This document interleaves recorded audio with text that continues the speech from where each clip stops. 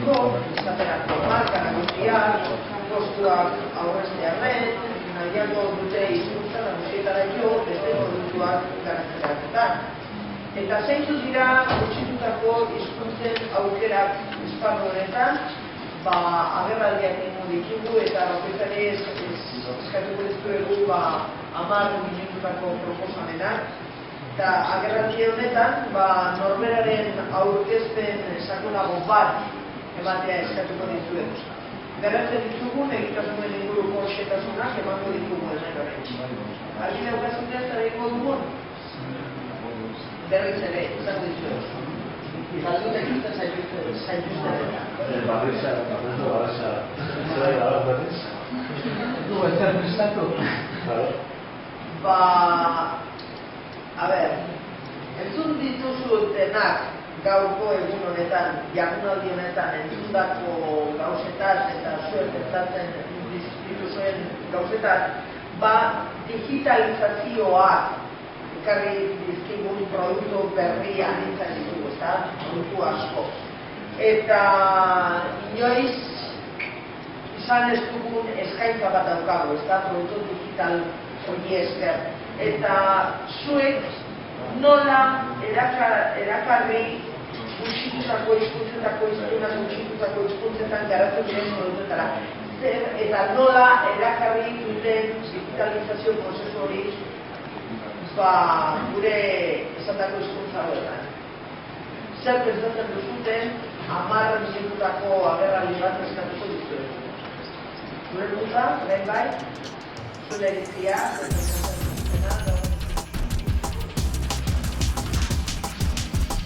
Orduan, berez, gogoetaren gakoa da Euskararen erabilpenean erabili hori sustatzeko eginkizun horretan erabideen zeregina lehen goizean entzun dugun naritik oso importantia da, baina dituko nuke eragin hori interneten munduan kultura digitalean are importantea bada erabideen eginkizuna. Ze ardura daukagu, eta eginkizuna daka garrantzi estrategikoa. Hortan, berriak dago eginkizun hori bere gain hartzeko, eta datorren urtean norabide horretan jauzi bat egingo du. Hala izan da. Batetik, ogoza simple, idea simple bezala, letra txikia dira, importantena ez dira. Prentsa tradizionalak egunkariok, oroak, interneten gaur egun, arrazoi askorengatik, lehentasunezko tokia eta Kataluniako eredu hor ikusi dugunean, Google eta Facebooken atxetik berera agertzen ziren el país, Ara, eta Vanguardia. Prentsa tradizionalak dauka pisu oso garrantzitsua interneten munduan. Arkisteak dakaten eragarritasuna, informazioa lantzen dugulako, bisita asko, erabiltzaile asko dauzkagu. Nik deitu nuke Euskararen kasuan egoera ez dela hain baikorra. Pisu txikia dago, konparazioan baldin badago moen ipatuko ditutatu batzuk ikusuko dugu pixka bat.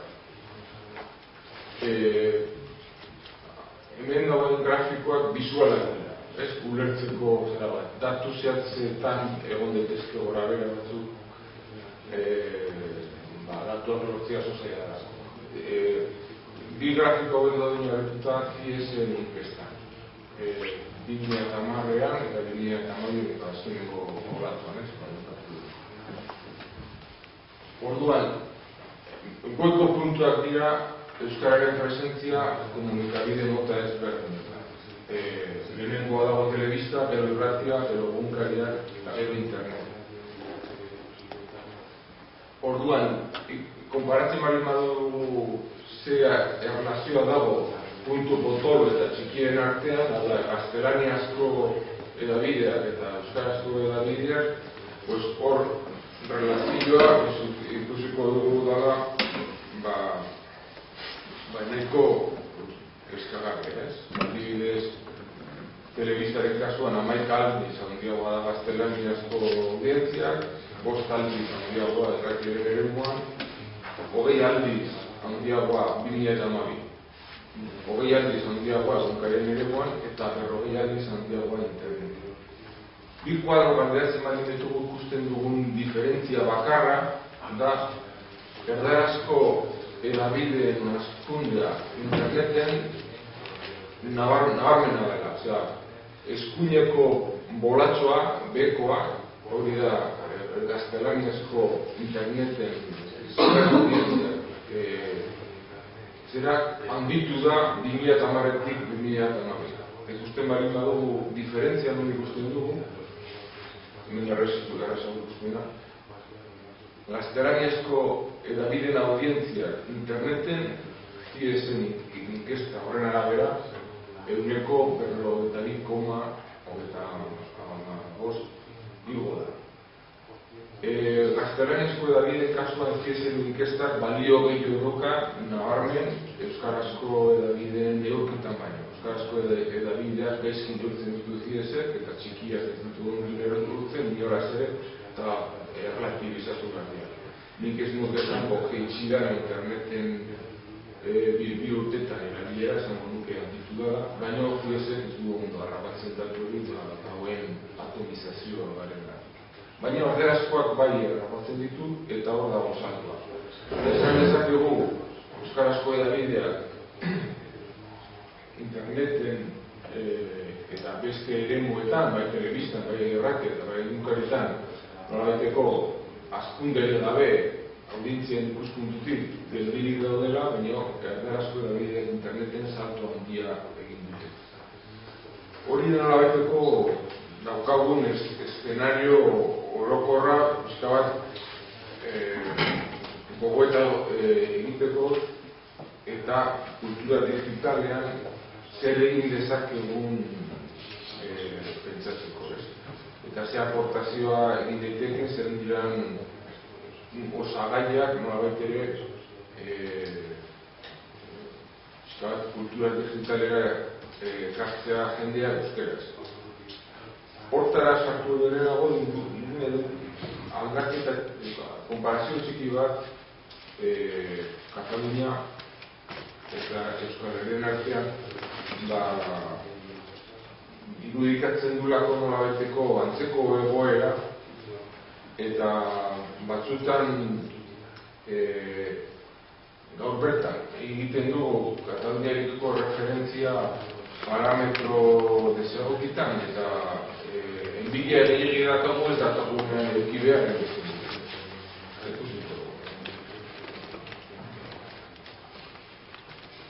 Orduan, eginkizunari dagokionez, edabide dakago trakzio lana interneten, trafikoa edo erabilpena areagotu eta zabaldu eta erabiltzaileak elkar lotu eta elkarrizketak irakatzeko aukera datagolako eta hor dago nolabaiteko gakoa euskaldunak internetera emateko interneten erabiltzeko, ez? Eta bideoen trakzio lana oso garrantzitsu izango da. Hori posible egiteko behar da nolabaiteko iraultza digital bat edabideetan eta hori administrazioen sostengu gabe ezinezkoa. Eta oso biziko garrantzia du etorkizunak neurrien debatean hor dagoelako. Orduan goazen ikustera Katalunia eta Herrien arteko kasuen alderaketa. Hor agertzen direnak dira edabideak ze audientzia dauzkaten interneten. Bakoitzaren webguneak edo zerbitzuak interneten zenolako audientzia dauzkaten. Kataluniako kasuan, eskerrean, datuak nahiko fidagarriak dira, OJD interaktiboak egindako datuak, aurtengo urrikoak dira, hilabete osoko datuak dira, urri osoan zenbat bizita kopurua esan dute medio bakoitzaren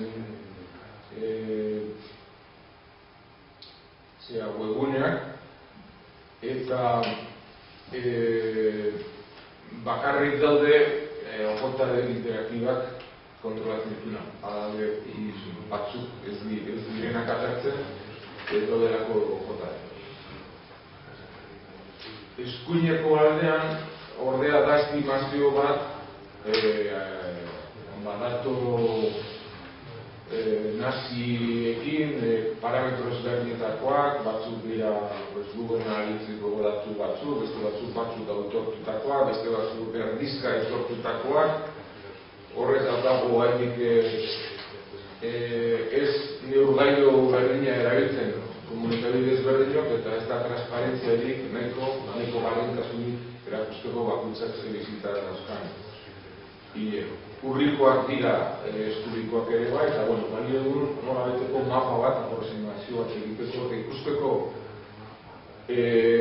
Katalunian daudela bi nolabeteko lider bizita kopuruen ikuspuntutik, eta bata dela egunkaria, paperezko egunkari baten webgunea, eta bestea da telebista errate publikoaren, telebistaren webgunea, telebista publikoaren webgunea. Eta Euskal Herriaren kasuan antzera gertatzen da, euskarazko egunkariak daka bizita gehien, eta hori emango dut zenbaki batzuk ikusteko. Eta horren pare ikusten ibiliko dela eitb.com euskaraz. Datu hori oso zaila da jakiteko, adibidez kontabilizatuta dago OJD-en eitb.com zeian, baina osotasunen eta ez dakit euskaraz zehazten dago. Eta gero daude, beste mota bateko komunikabideak daukatena presentzia nabarmena interneten, Katalunia web, edo Nazio Digital, edo Katalunia, edo Katalunia Irratiaren webguneak, eta euskarazko kasuan argia sustatzu zuzeu eta beste bide batzuk. Horren antzera horren beste batzuk ere egon daitezke antzeko tamainoan horretzen ziren. Idea bat egiteko horreteko erabiltzaileen ikuspuntutik bi polo horien inguruan uztartzen dela nolabaiteko erabilgarritasuna edo erabilpena bizite kopuruen arabera, eta horiek nolabaiteko osagarri egiten dira, batetik entzunezko komunikabide batek eta gero beste bat paperean oinarri daukana, baina sortzen duna eskaintza bat nahiko montonek. Sería bizita bakarra horretan? Bizita. Bizita guztira. Orduan, hor, zifretan, ara katen webgunearen bizita izango bilarke, baina 5 milioi etapiko urrian, OJD-en arabera,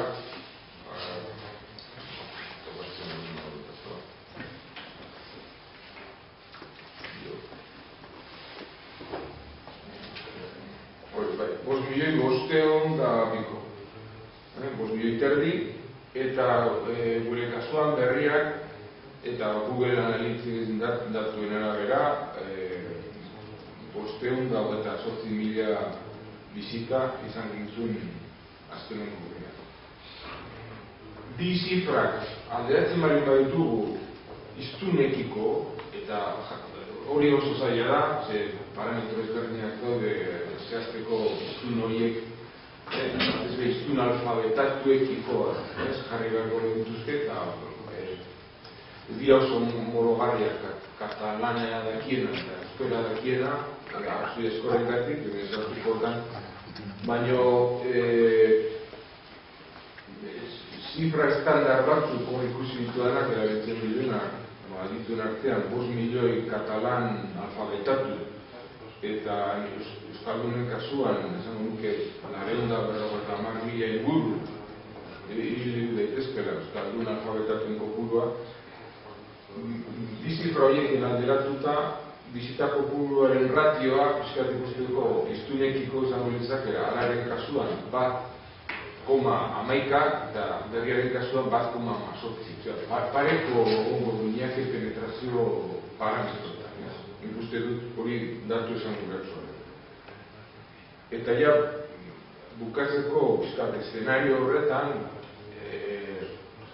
horra agertu dutena berriaren ikuspuntutik, berriak daukala oso funtzio garrantzitsu euskararen erabilpena sustatzeko internet. Paperaz gain interneten. Daukan posizioagatik eta trakzio lana egin dezakelako erabiltzaileak erakartzeko eta sortzeko bere inguruan plaza handi bat non asko erabiltzen den eta asko konditu daiteken erabiltzen. Eta horretarako, datorren urteari begira, 10 urte beteko ditu berriak, daukago asmoa, nolabaiteko jauzi bat egiteko interneten eta honako osagaietan oinarrituta. Hori izango litzateke pixka bat sustapena, kultura digitalen sustapenerako oinarriak bereen ikusten dute. Batetik, erredakzioaren eginkizuna moldatzen ari gara, zita gaude, lortzeko, erantzuteko erakautasunari alde batetik, baina baita ere eduki interesgarri eta landua eskaintzeari, eskaintza bikoitz horri. Bestetik, gure filosofia da eduki guztientzat, hau da, gune irekia, guztien eskura egongo dena, eta jauzi berriarekin eskuragarriago izango dena.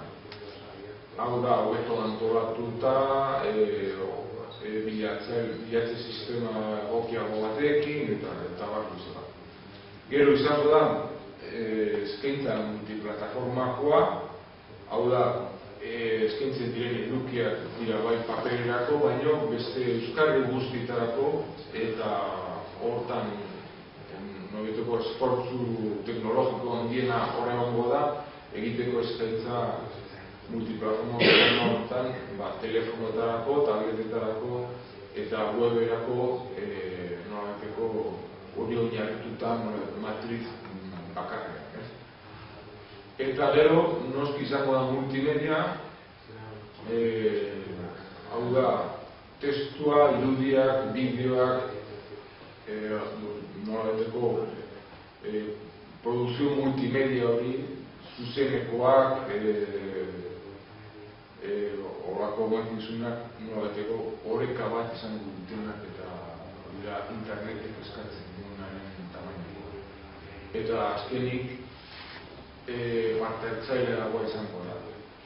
Parte-hartzaileagoa bi zentzutan, batetik erabiltzaileak bere ekarpena egiteko aukera gehiagorekin, modu ezberdinetara, ez bakarrik iruzkirak eginen, eta edukiak mahai gainean jarriz, edo bideratuz berriaren bidez, eta parte-hartzaileagoa sinisten dugulako nolabait ere proiektu horren oinarria egongo dela erabiltzaileen ekarpenetan eta ekarpenetan oinarritzen den neurrian, espero dugu neurri handiagoan oinarrituko dela aurrerantzean, berria lagunaren bidez, berria lagunak biderkatzeko asmoa badaukagu, bideo horretatik nolabait egongo da joan etorri bat, feedback gu eta erabiltzaileen artean. Besterik ez. Eskerrik asko bai. Baita ere, eskaintareketak dago noski, eta jendea gerturatuko, eta ikanatu eta kalitateko eskaintza da gainera. Eta badakigu gutxitaneko hizkuntza edo euskara bezala merkatu txiki bat daukan herri batean edo hizkuntza batekin azkenean errentagarriak izatea horrelako ez maitera eskintatzea izatea. Orduan beti behar du babes instituzional bat, eta hori bermatu behar da ez soilik kasu honetan digitalizazioaren inguruan, baina baita ere beste lehenengo taren hori. Esan bezala egiten behar dute kalitatezko edukiak eta programak edo produktuak, eta horrek ekartezake zintu batean jendeak ere erabilera hori hartzea.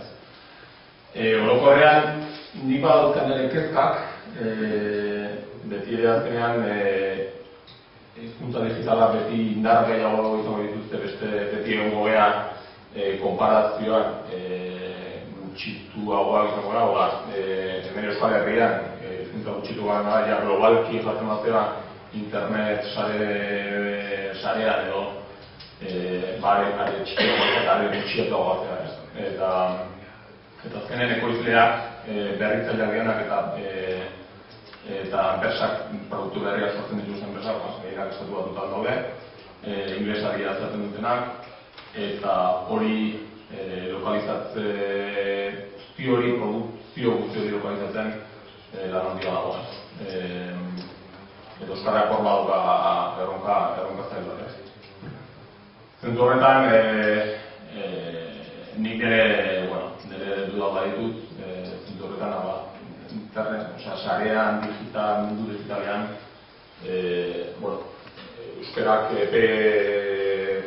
eperten bateaz zenbateako, izango ditu erronka batzuk, eta zaila da momentu batean erantzun ematen ere ez zer egin daiteke.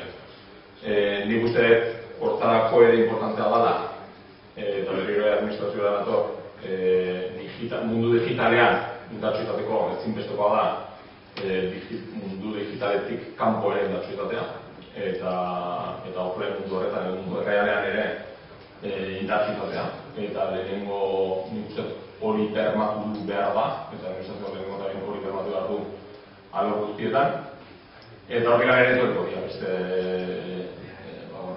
mundu digitalean behar da garrantzitsuenak, importanteak, edo eredugarrienak dian produktu eta zerbituetan ere bertan egotea. Nire gogoeta pixka topika handikoa, beti ongo da militantzia, beti ongo da lana, beti ongo da euskaltzaletasuna eta euskalgintza, baina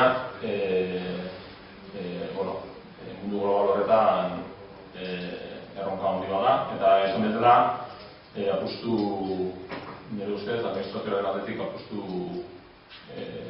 definitiboa behar du eta ez dakit ausarta deitu bat zaion. Kristada ausarta deitu behar izatea, azkenen zure hizkuntzaren defentsari ez. Baina bai, lematu behar du azkenean euskara eta hizkuntza alor guztietan indartsu izatea. Eta lehenengo taren, esan bezala, offline edo mundu digitalean edo gizartean hor bat, administrazioan erabat, guztion hizkuntza eskubideak bermatu, eta hortikan alde batetik gure aldetik bai enpresak eta bai euskalgintzan, euskaltzaletasunak edo euskaldunak garen enpresak egongo gea interneten, baina beti ere horren bat du kontra administrazioaren babes edatikoa. Eta beti ere kalitatezko produktu edutua, kalitatezko eskaintza bat ematea. Eta zure uste zein izan da administrazioaren implikazioa azken urteetan? Administrazioaren implikazioa azken urtez jartzen diatun, azkeneko laudan. Azken 10 urteetako. Zuberezit ikusten duke azken 4 urteak edo azken 10 urteetan izan duten implikazioa? Bueno, baten bai bereztasun bat da, ez dagoen berriz ere bereztasun bat egotea. Ikatetan bai egin dute, bai egin da, nire ustez esfortzu bat, eta nahikoa da. Mundu digitalean eta ikatetan bai egin da esfortzu bat, eta bai dira proiektu asko kontu dianak, egun da evoluzio bat ere ikatetan gero eta azken 4-5-6 urtetan ikate sortu zinetik, diplomata sortu zinetik gero eta proiektu gehiago daude, eta horrean da hizkuntza politika aldetik ere estrategia aldaketa bat, momentu batean diruz laguntzen zialako aurrera zertzen ziren proiektu batzuekin eta kontzentratu dute gehiago zerbitzu potenteagoetara edo aurrekontu handien gartzuetara. Ez da hori erabatzutena da, baina horrekin da horrelako lan bat. Eta, oroar, ikatetan baino gehiago, nire kezka gehiago da ikatetik kanpo. Horrean euskararen aldeko apustu sendoago bat horrela, baina batez ere administrazio bera ez. Hausnarketa gehiagorik, Bueno, ni nire uru aurkeztuko dut lehenengo, lider naiz, ni Erudia Fundaziotik nator, behin ere, biak etorri gara Erudia Fundaziotik. Nire kasuan nik aldizkarian lan egiten dut, Erudia Zientzia eta Teknologia aldizkariaren arduraduna naiz. Eta orduan gure kasuan, merkatu txiki horren zati txiki batik zuzentzen diogu gure jarduera, hain zuzen ere, zientzian eta teknologian interesa duten pertsona horiei gugea hedabide espezializatu bat. Eta horrek, euskeraz lan egiten duen hedabide espezializatu bat, euskeraz lan egiten zailtasun, aipatu diren zailtasun guzti horien barruan, merkatuaren tamainaren txikiago daukagu. Hori hola izan da, beti anitz, eta hori asuntuta daukagu, hori izan dela, eta izango dela, eta uste dugu gainera, beste hizkuntzetan bezala, euskeraz ere, hedabide espezializatuek bere tokia izan dutela eta izan behar dutela. Horrek esan nahi du, proiektuaren bideragarritasuna bermatzeko, nahiz eta batzuetan Eluiarren buka insignia dela ezarren dugu, Eluiarretan esfortzu eta ahalegin handia ere badala, horrelako aldizkari bat, hainbeste urte mantendu izan, aldizkaria 85ean sortu zen, 2012an gaude, bukaeran. Eta gure esperientziatik eta mundu digitalaren barruan, nik galdera horien erantzuna ez daukat, kezkak dauzkat, galdera horiek etengabe egiten diziogu gainera gure buruari, guretzat oso positiboa izan da. Aldizkaria 2001etik dago interneten, hasieran webgune handiago baten barruan, eta iaztik gure berariazko webgunearekin horrek eman dio ikusgarritasun handia gure proiektuari, eta guk gure txiki horretan garbi daukagu edizio digitalaren aldeko apustua egin nahi dugula. Apustua egin nahi dugula, paperean eskaini ezin dugun hori webgunearen bidez eskaintzeko. Askotan kanpoan egun edukia edo formatoagatik paperean eskaini ezin dugun formatua edukia barkatu.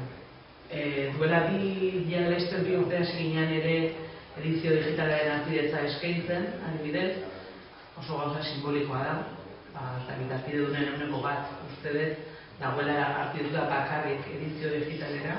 Baina, pauso txiki hori ere eman genuen, eta hor jarraitu nahi dugu aurrera egiten, baina kontziente gara ere, lehengoitzen aipatu dugu bat tabletetan aipatzen zuen ikerrek zegoela aldizkarien etorkizuna, eta bai, egon daiteke, baina euroak kontatzen hasten zarenean eta pentsatzen hasten zarenean nola egon nahiko nukenik tabletetan eta nola egon aldudan, hor sortzen dira kezkak eta desajusteak, baliabide handiagoak dituzten komunikabideen ondoan jartzen zarenean, eta kontua da gainera, hartzaileek badakitela gure eta beste aldea zein da, baina azkenan kontsumitzaileak bilatzen duena kalidadea da. Eta gehien erakartzen duen horrek hori konsumituko du. batez ere ez da, orduan, balia desigualatzen, zer dugu, kondizio berdietan lehiatzen, kontziente izan alera horretan, eta bueno, hori asumituta, aldegun neurrian pausoak eman ditugu, esan dudan hori, Azpidetza digitalaren bidez, azpidunaren gunearen bidez, eta azpidunen artean adibidez oso harrera ona izan duen ekintza izan da, azpidunen bi herenek alta eman dute edizio digitalean. Eta bueno, horrek animo ematen dugu. Mundu digital horretan pausoak emateko.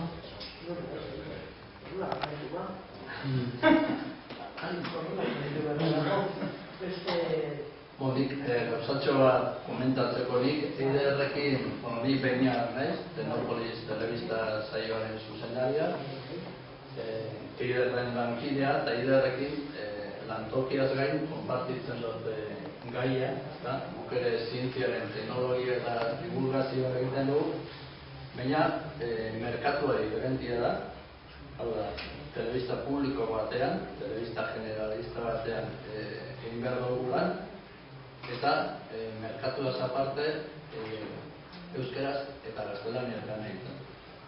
Produktu bera, bi merkatu begira lantzen du.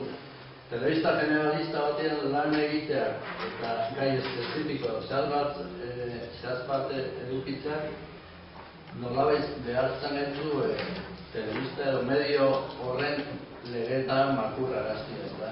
Esan edo zientzia erakutsi behar dugu, teknologia erakutsi behar dugu, baina modu atsegin batean, modu entreteniduan eta informatuz ez da. Modu harin batean eman behar dugu, berez nahiko zail ikusten da gauza hori. Horretarako beti da nik duela 15 urtetik estrategia bera jarraitzen dugu. Zorrotza gara, eta saiatzen gara gauza erraz ematen. Eta medioak eta baliabideak eskaintzen diguten hori aprobetxatzen. Amuak erabiltzen ditugu, musika izan deke, soinuak, adierazpen ikusgarriak, sekulako irudiak, ikusgarritasuna bilatzen dugu, aktualidadea, eta ara ere, galduta daude. Programazioaren, telebista generalista horren barruan, galduta daude, eta nesbenka jartzen gaituzte eta erakusleio horretan. Gauza bereziak egiten saiatzen gara da. Bai egiten genituen zintak grabatu eta honetan hasi ginean, eta baita gaur ere.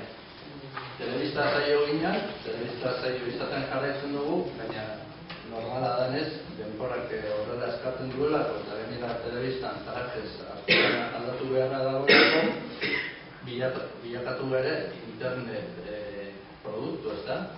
Duela urte batzuk hasi ginen programa bera interneten eskaintzen, osorik, edukiekin, reportajea zatika ikusteko aukeraekin, programazioak eta beste hainbat gauzarekin, eta gaur egun daukagu webgune berritu bat, aukera horrekin guztiekin,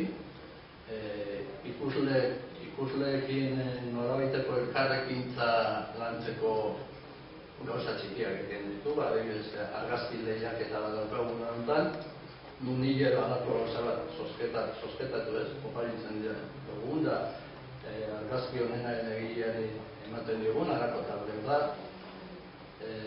egin izan ditu inkestak eta alako gauzak,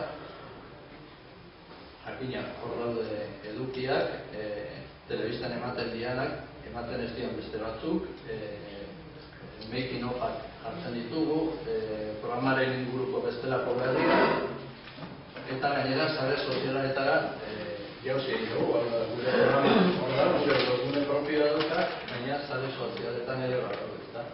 Eta oso okeres banago, zenit datuak ez ditut ekarri, zer guzti improvisatzen ari gara, datuak ez ditut ekarri, baina duela 2 urte sartu ginen Facebooken,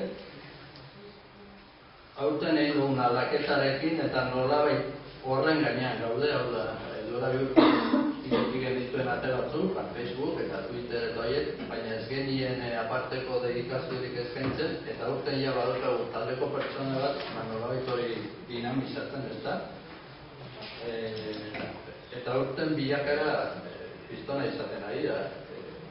Ikusle eta parte hartzailean artean, da feedbackak eta hola, oso okera ez bana, eguneko 17ko gorakada eduki hori aurreko urtearekiko, guretzat pozgarria hori.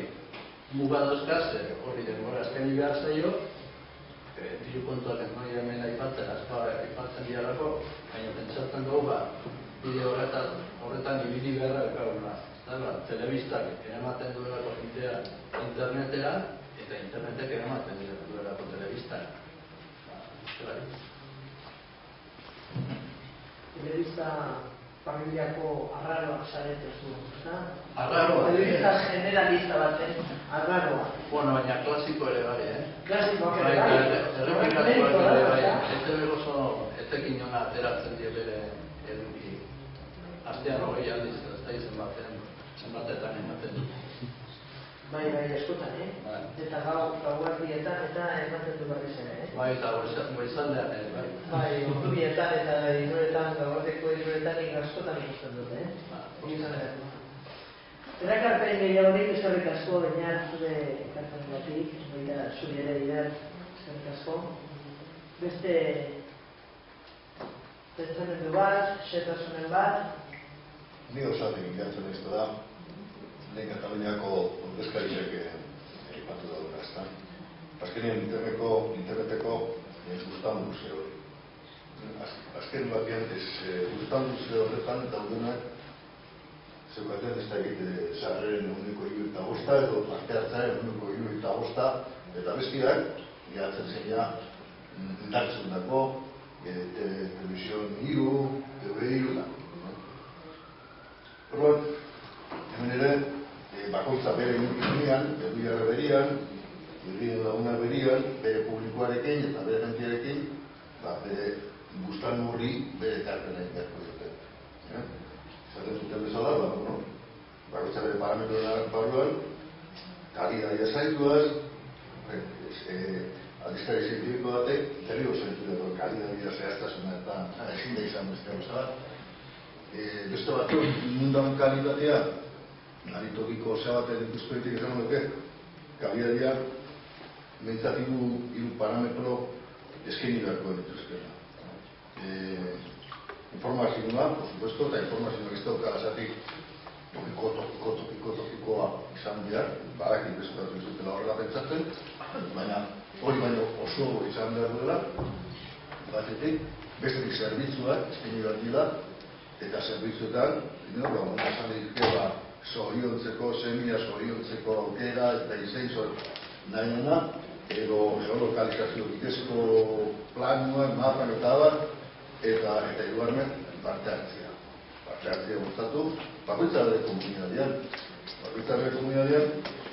Parte hartzea gustatzen duen neurrian, sortzen dituelako, eta sariak sortzen dituelako, barrerak ere sortzen dituelako, beste Davido batzuentzat, edo egiten dan, identifikazio zeari lortzen dan neurrizan, hori duten duelako produktua eta jende gehiago, jendia fidelizatzen duela.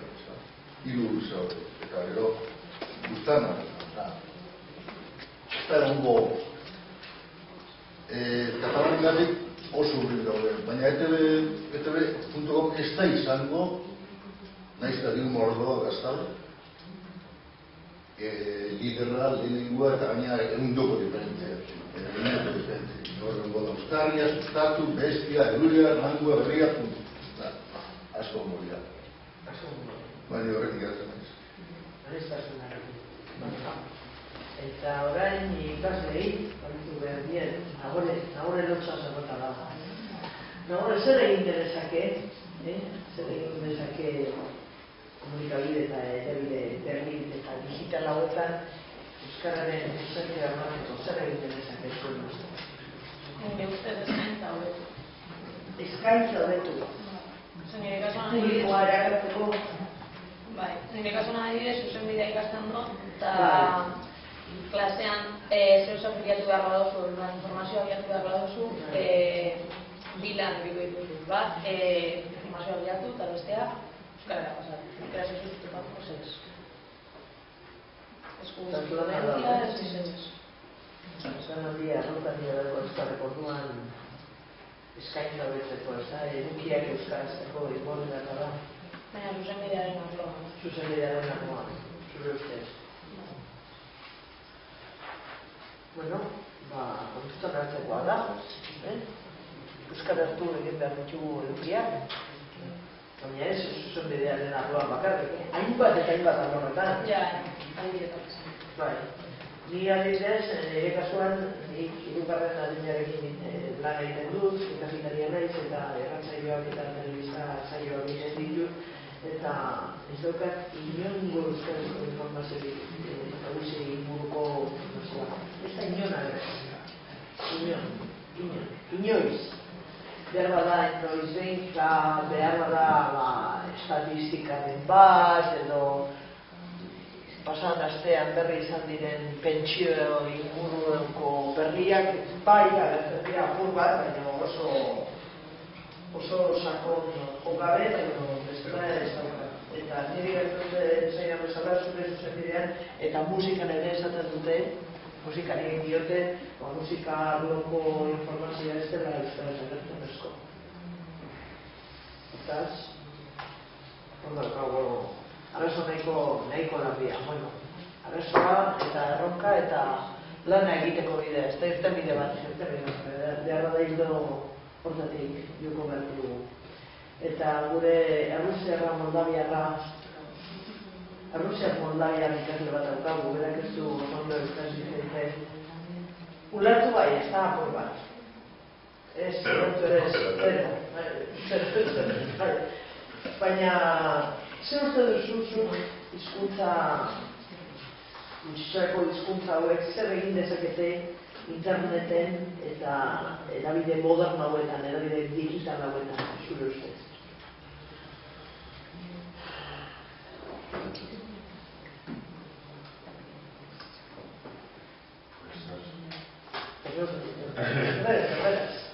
Sí, que tiene que ser más, me imagino que más llamativa, más llamativo, más atrayente. Eso es más atrayente. Algunas... Y para ser atrayente, ¿qué tenemos que hacerle? Ponerle muchos dibujos, colores estridentes, No, tampoco tanto. unas músicas que nos atraigan. ¿Cómo podemos hacerlo atrayente? Pues... algo que demande, quizás algo, tú entiendes algo que demande la sociedad ponérselo aquí. Más o menos. No, bueno, también otras cosas para impulsar el estudio de idiomas, por ejemplo, los cines así, cines en euskera con precios más bajos, subtitulados en castellano, para que aprenda la gente. Que hay mucha gente que no habla euskera, pues no sé, sería un motivo para aprender. Sí. Y... ¿Tú para aprender el euskera tienes intención de aprender euskera? Pues por ahora no mucha, pero bueno, puede ser que sí, depende. Puede ser que sí, que tenemos que hacer el euskera atrayente entonces, en este caso, ¿no? Tenemos que hacer que el euskera te resulte atrayente a ti. Eso es, más o menos. Erronka gorra daukagun hemen, Errusiak hitz egiten du, euskara erakargarria jarri behar diogu aurrean, eta orduan behar bada. Resulta necesario. Claro. ¿Y qué futuro les ves tú a estas lenguas minoritarias en el ámbito de las nuevas tecnologías? Minorizadas. Sí, son minoritarias.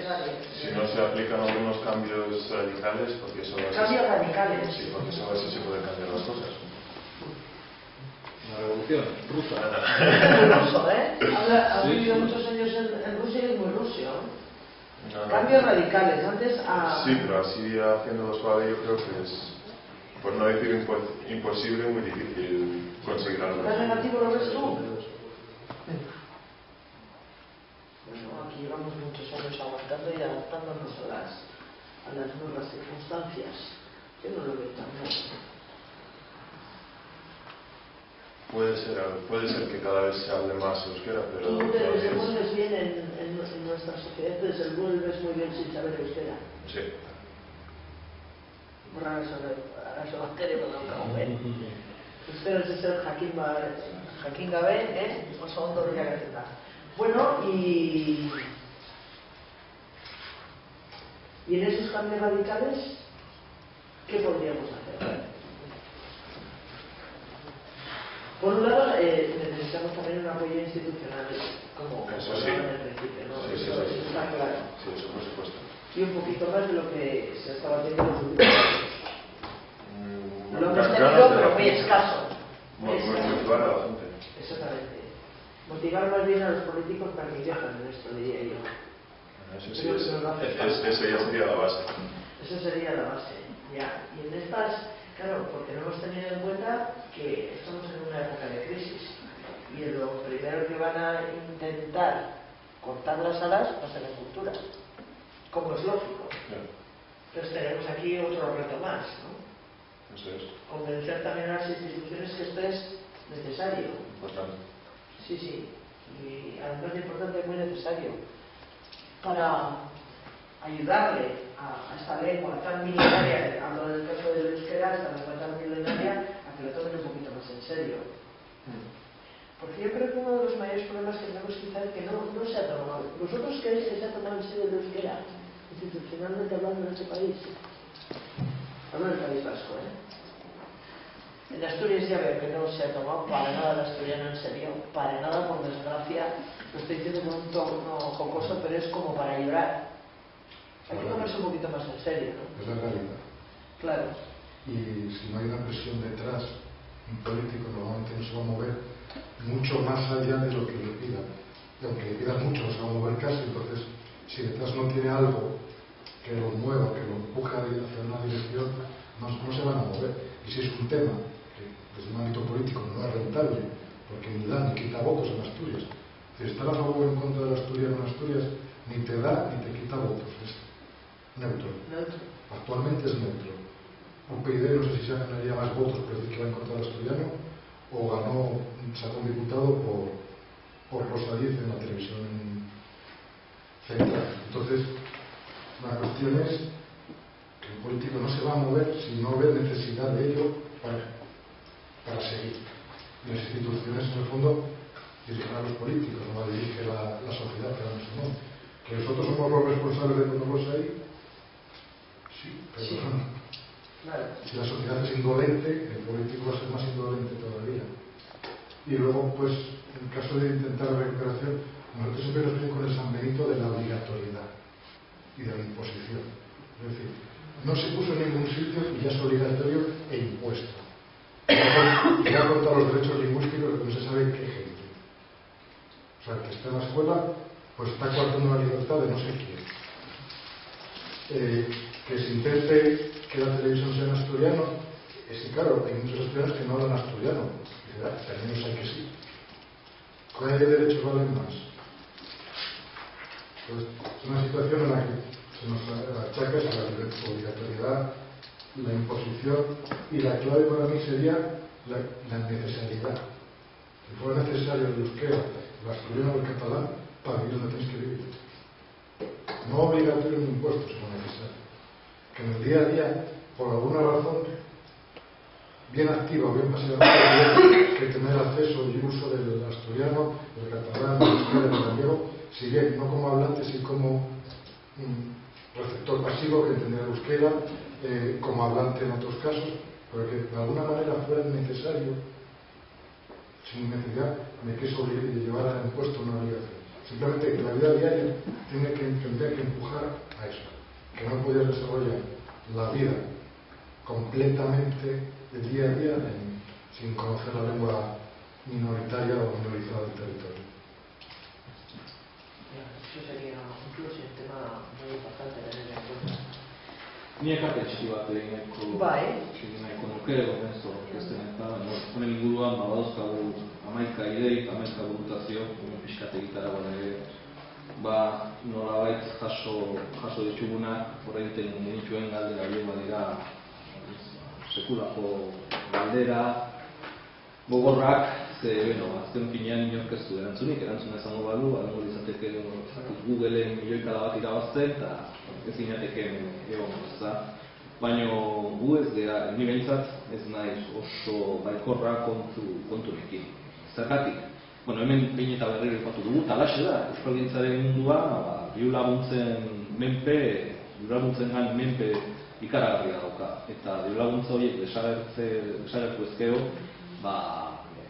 ezakit gauzak nola geratuko lirateke, ezta?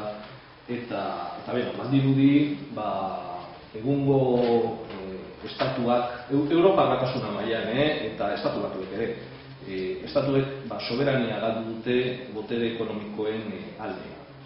Eta botere ekonomikoek guk ikusi dugunaren arabera